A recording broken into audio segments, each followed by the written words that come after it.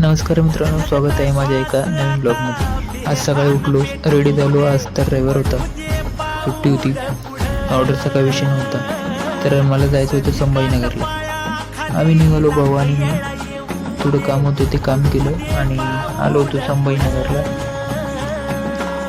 काम वगैरे झालं. त्यानंतर काम थोडं कपडे वगैरे घ्यायचे होते, कपडे वगैरे घेतले. तिथून निघलो होतो पुन्हा रिटर्न घरी.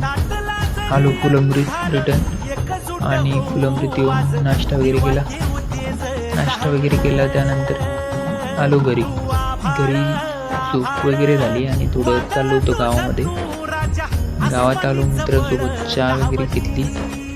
त्यानंतर पुन्हा मार्केटला थोडं काम होतं, काम वगैरे झालं आणि चाललो होतो रिटर्न घरी.